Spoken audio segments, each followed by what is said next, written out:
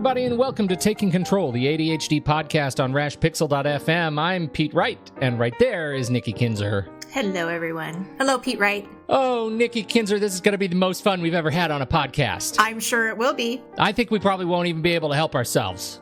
We're going to play. We're going to play. We're going to play hard. Before we completely lose control, make sure you head over to TakeControlADHD.com. Get to know us a little bit better. You can listen to the show right there on the website or subscribe to the mailing list.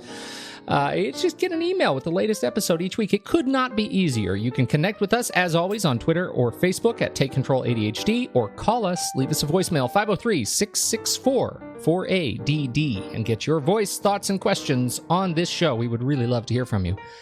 Our guest today is Dr. Kirsten Milliken. She is a clinical psychologist who not only specializes in supporting adults with ADHD, but she lives with ADHD herself, and her experience has led her down the path of play. That's right. The good Dr. Milliken believes that play is the best non-medication intervention for people with ADHD, and we could not be more thrilled to hear it.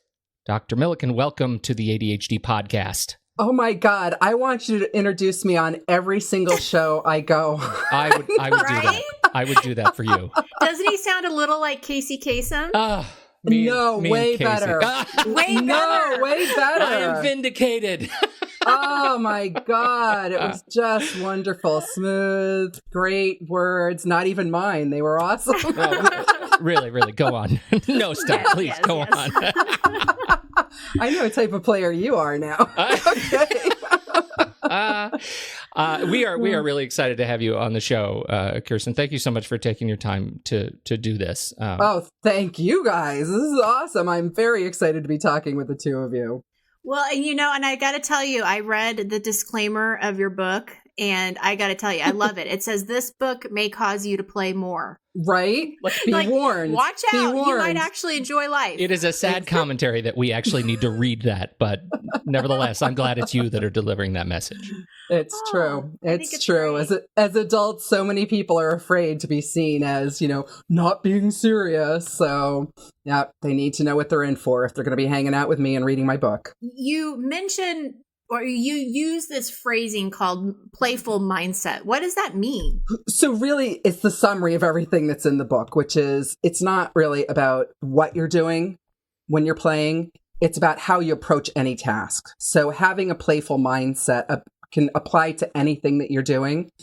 And as you guys know, for all of your ADHD people, when we are approaching tasks that sound like they're going to be boring, they're going to take a long time, we've already done it and they're just not interesting anymore, or they're just hard for us to do, our brains can feel like they're just shutting down.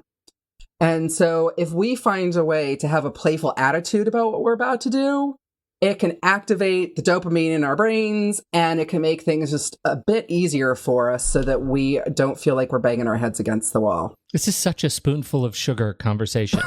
You are like Mary Poppins. That's right. And so in every job that must be done, there's an element of fun. Yes. Find the fun and snap. The job's a game. I love that so much. Okay, so here's the thing. When I'm struggling, when I'm at my worst, when my ADHD is rearing its head and I'm at my very worst, and I feel like I'm prejudging the task, like, oh my God, that task is exhausted. Like I'm done thinking about it. I can't do it.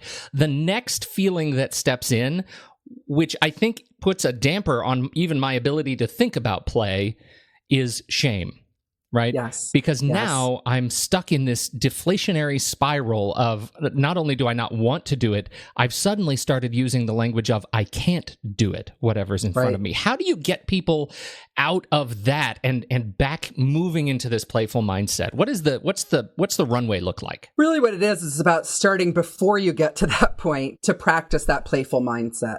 So, before you do that task, going out and making sure that you're front loading yourself with some play.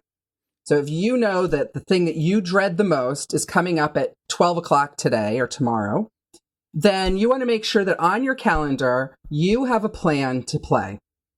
And that can be going and taking a walk in the woods with your dog. It can be playing with your kids. It can be dancing. Whatever it is that activates your brain, makes you feel happy, makes you want to smile. And that way you're activating the dopamine in your brain. And you're basically overriding some of the problems that happen with ADHD, which is when we're hitting those activities that we dread, the dopamine is not showing up in our brains. And so that frontal lobe, where we've got all the attention and activation, motivation, is not being energized. So we are going to face all of those challenges that happen with ADHD. When you go and you engage in more play, you're bringing the dopamine up front. And so a lot of times people would say, if you're engaged in more playful activity, you don't look like you've got ADHD. You're paying attention. You seem really motivated. You're staying on task, right? So you want to get that flowing as much as you can. When you start doing that and the tasks feel a little less daunting, then you can start hopefully opening up your mindset about it and realizing that you don't have to do it the way everybody else does it. Oftentimes, that's what gets us stuck. Oh, because we're judging our own play. Exactly. So, I mean, we think that just because everybody else does things in a very serious way, in a very, structured way, that this is how we have to approach things too, because we want to be taken seriously. We don't want to look like goofballs. We want to fit in. All of these messages that come into our heads, we've got to work harder. And if we could challenge those thoughts and realize maybe the reason that it's so hard is because I'm not doing it the right way for me. Mm-hmm. And what a lot of my clients are finding out is that the right way for them is a little more fun. They have to find ways that engage them more. So once they do that, they're able to keep up and often excel from their peers because they're brilliant. I don't know anybody with ADHD who's really not brilliant. But what happens is that they're not showing it because they're trying to do things in a way that's not natural to them. They're trying to do it in a hard way. Well, right, because they're trying to do it what they think is the right way, but that doesn't mean anything. I mean, that's just a perception. It's how all the traditional teachers have taught them to do it, or it's all the top 10 lists that they've read in magazines or what have you. Oh, and so they think top 10 lists. Right. If that's what if this is how everybody else approaches this task, well, I guess I should do it that way too, because that's the way to do it. When in fact, if they thought about it, they might find a more fun way, a more interesting way, a more creative way, and they might actually come up with better results in their work. It feels like it kind of takes some pressure off too, I mean, it just feels like it's a lighter approach, especially to those boring tasks, to those things that you dread, that if you can put some play in front of it, it just feels lighter for some reason when you're talking about it. One of the examples that I give is, if you have two bosses, you've got one boss who comes into you and says, I want you to work on this problem and you need to come up with a solution and I need it by the end of the day. First is the boss who comes in and says, I need you to play around with this problem, and I want you to see what comes up from it.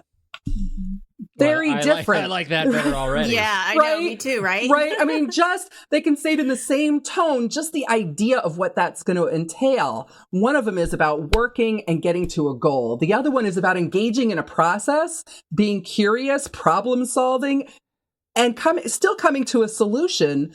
But, it might be the same solution. It might be different, but you get to engage in the process rather than focusing on the goal. And that really is one of the key points about play, especially in the workplace. Mm-hmm. What do you do for folks that you run into who really are so mired in that experience of that they just don't even know how to play anymore? Is there a way to kind of break down those barriers and move? And I'm thinking specifically about a colleague of mine who is, has really been struggling with his ADHD for, better part of 2 decades, and it's to the point where he's just generally dour and struggling to find that space again. How do you help people over that hump? I'll tell you, I have a woman that I work with who and this is not uncommon. The first thing that she said to me was, I don't really play. And she really needed help figuring out, especially in her work, which I thought was really playful work. But she said to me, I really don't play when I'm working. And the more we talked about it, the more she realized, you know what? When she was creating folders always had to have certain colors, and she liked to use certain color pens. And there were certain ways she organized things and laid things out for herself that made her feel lighter and made her smile as she was doing them. And let me interrupt just for a second. When you're telling the story, when she was creating folders, at what age? Like, are you talking about as a youth an or as an adult? Okay. All right. She's in her 40s. Okay. She's in her 40s. Right. Yep. And as she was talking about this, she was like, oh my God, I do play, don't I?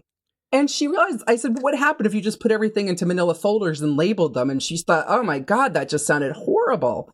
And so sometimes you're looking for just those little things. I mean, like making any change, we really need to start with the little things, because that's how we start building the framework to build up to something way bigger.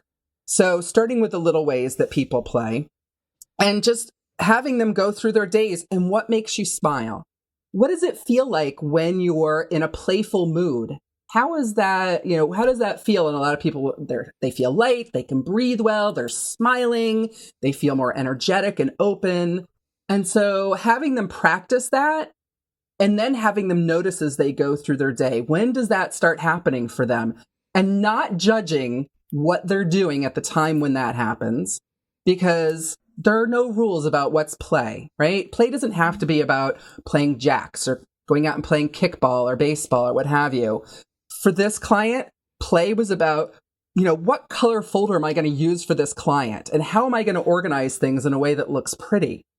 So play takes all different forms, and it can happen in any activity. You just have to be paying attention. Well, I interrupted you because the question that was on my mind was, I was, before we started this podcast, I was thinking about you and your experience before we started talking. And as I was doing it, I was helping my son with his homework, and it was cutting out articles that he's written to lay out a fake newspaper page from the year 1847. And I found myself getting really weirdly obsessive about it. Like I was having way too much fun. A little hyper-focus, but I was getting a really kind of subversive delight in watching him cut these articles out. And I thought, I think when I'm done with this and this podcast, maybe I want to lay out my own newspaper. There you go. We'll see. Let me know if that happens. Yeah, that's right. Well, actually, though, Kirsten, you bring something up that I have a question about, and that's the hyperfocus. Yeah. What is your suggestion? Because I can just hear a couple of my clients right now saying, yeah, it sounds like a great idea, but then it's such a great idea that I'm going to get so involved in what I'm loving that, the filing, that can be done another time. Yeah. What do you say to that? Sometimes when you know that you've got other things to do, you need to move the play from happening before the task to moving into the task. So if you're having fun, say, dancing around and having a good time, goofing around, keep the music going while you're doing your filing, right? Oh, got it. Or if you know you really like to be social, I am a very social person when I'm not sitting by myself enjoying doing something quietly. But I find that oftentimes I can't do work unless I have other people around me, and I don't need to be talking to them. They don't need to be working on anything with me. Just being in that social environment for me is playful and fun, because every once in a while I can look up and hear what else is going on. I can check in with somebody once in a while, and we all know what we're working on together. So figuring out how to move your play into what you're doing can be important. Other times, you and I, we all know timers are a beautiful thing. So if you know you've got to get work done, giving yourself that space to play, again, because you're front loading yourself so that you've got the dopamine flowing and you can pay attention to that task that may not be the first thing you want to be doing. But setting that timer and giving yourself some space to play and then going to the task and getting it done. Well, and I think there's something to say just about setting the intention too, that that you're doing this kind of play to help you do this task. Exactly. It's a little different than just playing, and you know what I mean? It's like you're kind of setting, there's a real reason why you're doing it this way. And clients will often use the P word. They'll say, but if I'm playing, I'm procrastinating, right? But that's kind of judgmental, isn't it? That's sort of a zero-sum argument. Exactly. And it's, it's a word, again, that gets thrown around, that if you're not working hard, then you're procrastinating. Whereas if you explain to people, no, I'm actually getting ready to work. This is how I prepare myself. It's like any person who's in sports. You know that you need to practice. You know that you need to warm up before you go and hit the ball, because otherwise you could, twist a muscle or you could injure yourself. So your play can sometimes be your warm up before you get in the game. this makes me think of so many of these revitalized workplaces, right? Open plan workplaces. And you hear these stories about the new Facebook, the new Google, where there are no permanent desks and you just move around and float around and everything is much more sort of open and collaborative as a result. Do you ever do any work on sort of the workplace, have any experience on the workplace evolution of play? Some of the things that I do talk about in the book and just in general is the fact that there are a lot of companies, corporate culture in some of the bigger companies and more successful companies really is turning towards looking to what play can offer to the employees in terms of engagement, in terms of productivity and teamwork, and problem solving. So companies like Google that give their employees 20% time where they can be creating whatever interests them as long as it contributes to the company. And then there are companies like IDEO, and they've got this great brainstorming process that's very playful, where really the idea is to create as many ideas as they possibly can without judgment, because you never know what's going to come up with from the most harebrained, crazy idea. And then, there are a lot of companies that are having more of an open office design, and that usually has to include, of course, the supervisors, the higher ups, because they have to be part of that environment rather than setting themselves apart. And that does create more collaboration, and collaboration can be at its healthiest, very playful. I love that. That makes me inspired. to change your office. I do. I work in a solo office with my cats, but I want to have an open floor plan with them. Well, there you go. Engage them in all that you do. My dogs play. often... They just sleep all day. I don't know. They're terrible coworkers. My dogs like to step on my keyboard at every chance they get. They've created a wonderful story. And So you said to kind of, start small. It's what I wrote down. I wrote notes. Yep. Start small. So can you expand that a little bit? Like, where would you suggest somebody start? I mean, is it just playing music? I mean, what kind of ideas do you have? Wherever it's easiest for you. I mean, really what we're looking at is not just having, a playful attitude in one part of your life, but really having that be part of how you function. Again, because it's what gets your brain going. It's what's going to help you in your relationships and at work.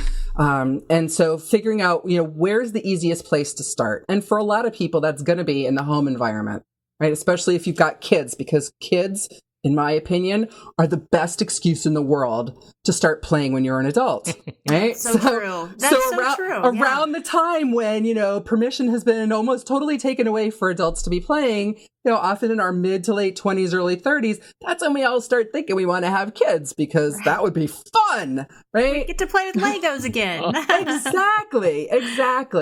And so, and even if you don't have kids, one of the things that you really can start to think about is, how did you play as a kid? So if you're a parent, you can show your kids that. If you don't have kids, do it yourself. So for me, I talk about the fact that when I was little, my grandmother had this wonderful treasure chest full of costumes, and they were mostly her ball gowns from like the 40s and 50s, and they had all this netting and they were bright colors. And so I loved going into that big treasure chest and putting on these gowns and long gloves and high heels and dressing up. It was so much fun. And if you guys know me now, when I go to conferences, you will always see me with a fascinator or some fabulous hat with tons of feathers on it, because I still love dressing up. And sometimes it's not as obvious as that, but likely if your audience goes and you look back at how you used to play, what you really enjoyed, likely there's some thread of that to how you'd like to play as an adult.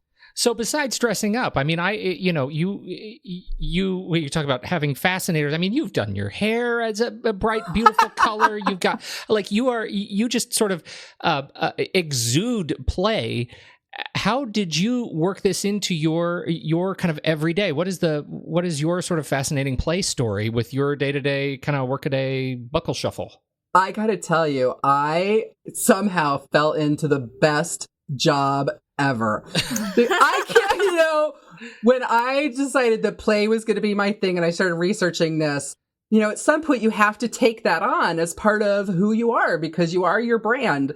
And so I thought, this is terrific. I could be depression ADHD. That would be horrible. But I'm play ADHD. You're like right? living the movie Inside Out. Like, this is you. It's awesome. And so, so play ADHD. So everywhere I would go, I was really looking for, how do you see play all around you? So I would be walking down the street I remember walking down the street in Portland, Maine, behind these two women who were having this just very serious but almost comical conversation. And I followed them around town for a little while, but until I thought maybe they thought it was creepy that I was behind them all the time because it was just hysterical to listen to this conversation. I went out on a boat a couple summers ago with a friend of mine. We were going out to an island to eat lobsters, and another couple joined us. And on our way out, the boys slowed the boat down because there was this beautiful green sailboat. And they wanted to stop and take a look at it. And they wanted to figure out where it came from and how much do you think it would cost? And what kind of special gadgets did it have on it? And the other woman in the boat was rolling her eyes. And my thing is play. I'm thinking, oh my God, this is like listening to two little kids, like talking about, this fabulous boat and how they're going to go on this journey and, just having these daydreams about this boat. And it just, I thought it was terrific listening to them. So once I told her this, she lightened up a little bit. But, so I made a decision and I had a brand behind me that I had to live up to. So not a hard one for me. The no excuses tour. Yeah, exactly. So, and you all know that we, fall into the work that we're supposed to be doing because it's the work that we need to do for ourselves. So there's always more to learn. And I have to say the other bonus is there are so many interesting people in the field of play, and getting to talk to them, meeting them, and then, and crossing paths, connecting people in the ADHD world and the play world, it's a no-brainer. I mean, most of the people in the play world identify with the people in the ADHD group and vice versa. So it's like I've taken two tribes and brought them together into one fabulous, fun group. Oh, that's fantastic. And it's just such positive energy. I mean, that's that's why I like the disclaimer. It's like, you're going to have more fun. I mean, it's just so positive. There's such good wrapped around your message for folks who, as don't always feel good. And this is a great reminder for them. It is. What inspired you? Because you say it's your brand, but this is a newer book, right? Correct? The book is in pre-sales right now. It'll be released on April Fool's Day. April Fool's Day. I love that. Good. That's so fitting. So what inspired you to actually write a book? Because I know that is not an easy thing to do, even when you're writing a book about play. That I mean, kudos to you. It's not easy. Let me tell you that the first iteration of this book was a textbook. It was all the facts and research you would ever want to know about play and ADHD. Well, that sounds like the least playful thing ever. I know, exactly. But it's like I needed to just, vomit all of it out and put it on paper to get it out of my head. Sure. And then I needed to start over, and I had to start with a really clear intention about how I wanted to present this information and who I was presenting it for. So the whole book is written for somebody who has attention issues, maybe diagnosed with ADHD. It's only 150 pages. Mm-hmm. It's written in short sections. There are tons of color images in there, lots of graphics. There are quizzes you can take. There are tips and suggestions about things that you can do. And there are a few little surprises in the hardbound book as well. So, it was, some of it was just a fun thing to do because it's not like any book that's out there. So just creating that was playful to me. Mm-hmm. Getting the words down was a little bit harder, especially when you introduce editors and coaches, right. and everybody's got an opinion about what should be in there. Oh, they're the worst. Right, exactly. So I ended up... I had a really great book coach. I loved him to death, but at some point I had to let him go because he just didn't get it. So I was like, if he listens to this, he'll be like, what do you mean I didn't get it? But I got it. Exactly. But I wanted to, I can work, as all of us, we can work in our practices with a small group of clients, only as many as our days allow. But I really wanted to get this message out to as many people as possible because I really think that So much of the focus when we talk about ADHD is about the effortful, short-lasting interventions that we can do. And play is something that we should all be doing anyway for our health in so many different areas. But it seemed like for ADHD in particular, I needed to talk about it. And I needed to talk about it to adults in particular, because kids are supposed to be playing. Although, right, they already got it down. I mean, they're supposed to, right? And I do realize that schools are sometimes limiting that, but the adults in this world need to recognize the value of play. And then we need to be modeling it for our kids, whether we're teachers or parents or friends of friends or whoever. But I think it's our responsibility, not just for ourselves, but also for kids who are coming up with attention issues, to teach them how they can harness their brain power just by having more fun. It's interesting because since January, we have been focusing on self-care and ADHD. And one of the very first shows of the series, Pete and I talk about, you have to make yourself a priority. And that's what I love about this message, is that you're saying play should be a priority. It's okay to make it a priority. You shouldn't feel bad about it. You're not, that whole thing about I've got to do more, I've got to work more, or I'm not doing enough. I think you're saying, no, you are. This is how you need to function to be more productive. Or exactly. I actually suggest when the adults that I'm working with are planning their schedules, that they start first with all of the playful activities that they'd like to do during the week. So whether it's getting together with friends, going to concerts, going to a movie, doing something with their kids, that they fill those things in first. And they, many of us have our go-to places where we know to find activities that are going on for the week. And maybe you've got regular hobbies and things like that you like to do either at home or out in the community. So put those in first. Mm-hmm. That's then making it a priority. Yeah, that's really good. Exactly. So, we always think about planning our work. We need to plan our play as well. Mm-hmm. And so once you put your play in, then you start putting in all of the work that you've got to do. And sometimes there's some overlap. You've got to figure out, what activities can I do? Maybe I don't have a lot of play going on Tuesday. Is there an activity that I can do that's work related that maybe is a little bit later and more fun? Because you want to try and make that a habit every day to have something, at least one thing, if not more, that's playful and engaging. So you're working with your clients. You have somebody come in to your office and sit down and talk to you and you ask them, what did you do to play this week? What is the most fantastic example of one of your clients' efforts to play that you have ever heard? We have a local circus here. Portland, Maine is the only place in the United States where we have circus art school. So we have the privilege of being able to go to the circus, right, on a regular basis and see people doing circus acts, which is just fantastic. We have a trampoline park. We've got all kinds of fun stuff to do here. So I will say that I'm never at a loss. I was coaching a team at a company one time, and they were like 20-something-year-olds. And so when they came within hairs of meeting this huge, audacious goal that we had set for them, and so as a reward, I took all these kids to the trampoline park, and we had them stay open for an hour at the end of the night. So it was just us.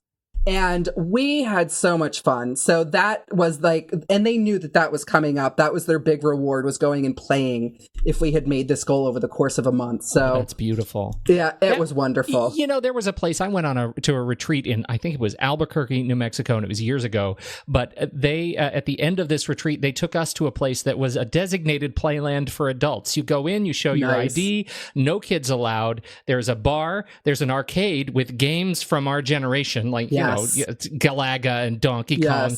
And there was a 5-mile maze of tubes that you can climb up to 6 stories and down a spiral slide into a giant bucket of balls, just like they do at McDonald's Playland. You have got to find where that is and put it in the show notes because I want to go there. That is that's the sad punchline of this story. I think it closed. Is that terrible? Because adults don't play enough. Exactly. Oh my goodness. So there is a market for a giant maze of tubes for adults. Somebody who is listening, please venture fund this bad boy because I would be there with a service plan.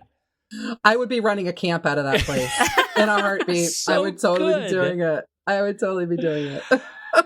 Well, okay. So, can you tell us about tell us a little bit more detail about the book? When you said it's April 1st, what's it called, and where will people be able to buy it? I assume all the local online and local stores. Absolutely. So it's Play ADHD, Permission to Play, a prescription for adults with ADHD.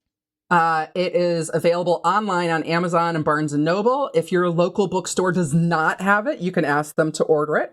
It's available.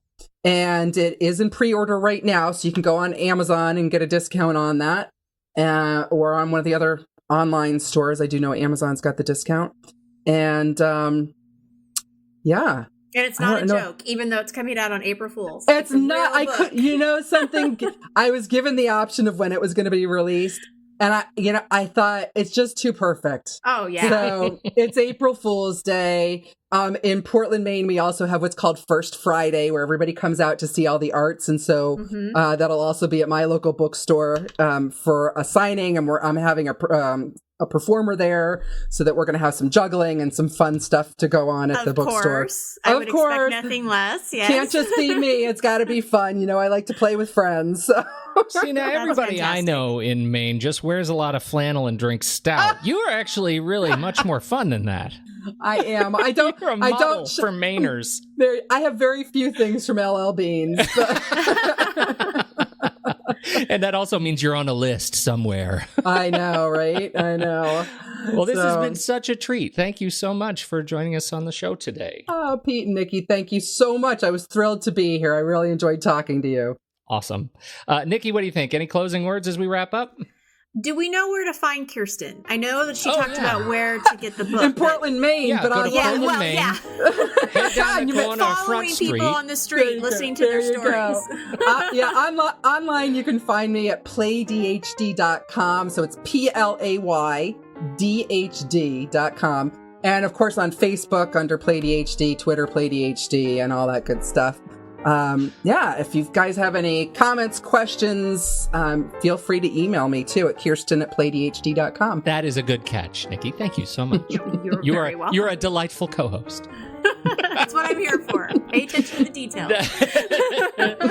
This has been a good talk, everybody. Thank you so much for downloading and listening and sharing with those you think are going to benefit. And I guarantee you it's almost everybody, because who doesn't need more play in their lives? This has been great. On behalf of Nikki Kinzer and the great Dr. Kirsten Milliken, PlayADHD.com, I'm Pete Wright. We'll catch you next time on Taking Control, the ADHD podcast.